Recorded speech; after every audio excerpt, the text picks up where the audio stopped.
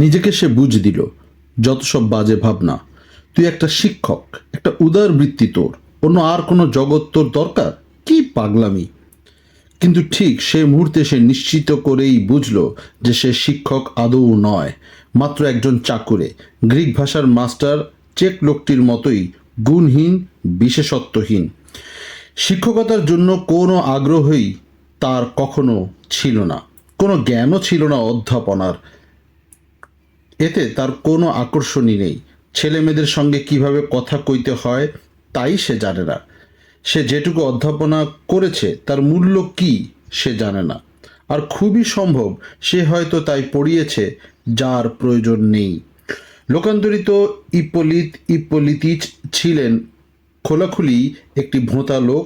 বন্ধুবান্ধব, শিক্ষক, ছাত্র সবাই জানতো মানুষটা কি কি জিনিস আশা করা যায় তার কাছ থেকে। কিন্তু সে নিকিতিন, ঠিক চেক লোকটার মতোই যে তার স্থূলতা রাখতে পারে ঢেকে, চমৎকার ঠকাতে পারে সবাইকে, ভাব দেখাতে পারে যেন তার সব কিছুই ভালো চলছে।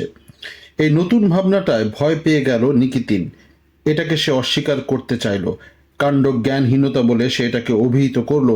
ভাবলো এসব নেহাতি স্নায়ুর ব্যাপার, পরে এসব ভেবে তার নিজেরই হাসি পাবে।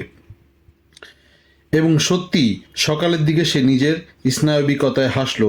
নিজেকে সে বলল একেবারে মেয়ে মানুষেরও অধম।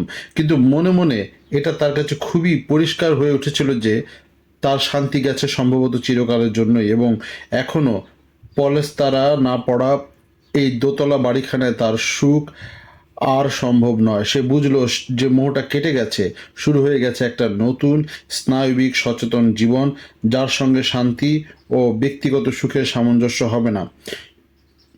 পরের দিন রবিবার নিকিতিন গেল স্কুলের গির্জায়।